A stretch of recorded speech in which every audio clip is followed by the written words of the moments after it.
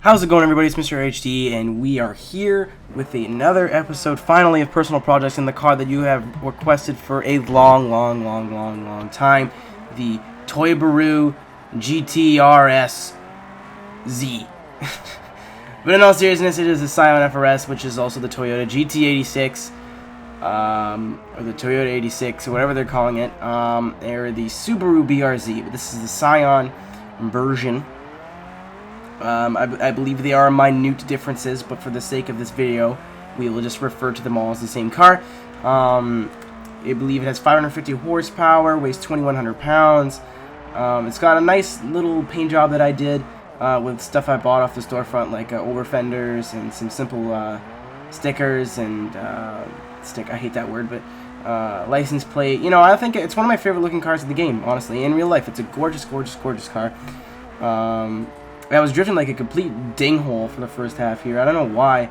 I'm recording a bunch of videos tonight and tomorrow because I'm going away at the end of the week, and I won't be able to record for next week, so I have to record 2 weeks worth of videos by Thursday.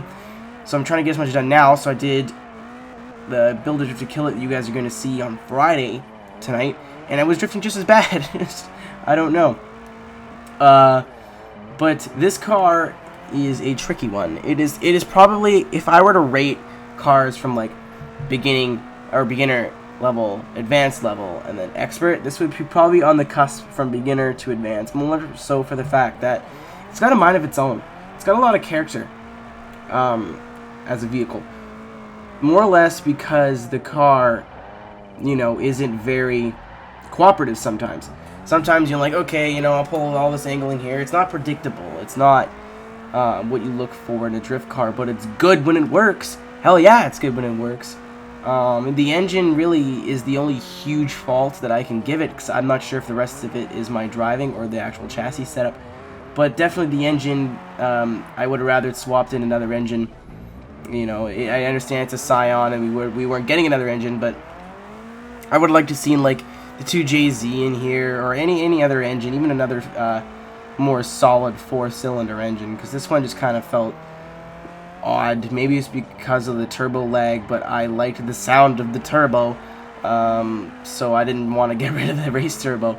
But you know, the gearing in the engine needs some work. But I know a lot of people have trouble tuning this car, and it's not impossible, but it's definitely not one of those cars that you can just throw a quick setup on and done. That's why I never really wanted to do it for Build a Drift to Kill It, because I've never finished with these kinds of cars. There's never the type of tune I'm like, okay, this is done.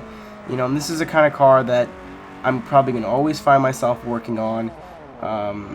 You know, some days, like I entered retweet here, you know, I might, you know, work on it one day and think it's done, and then switch some tire compounds around. I've got street tires on right now, it feels fine.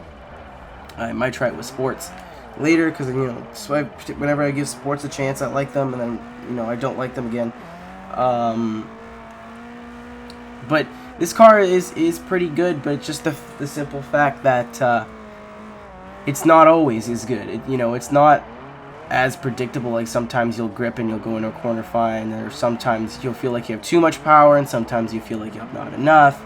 But as soon as you start getting used to it, like really used to its imperfections, it's not a very bad car at all.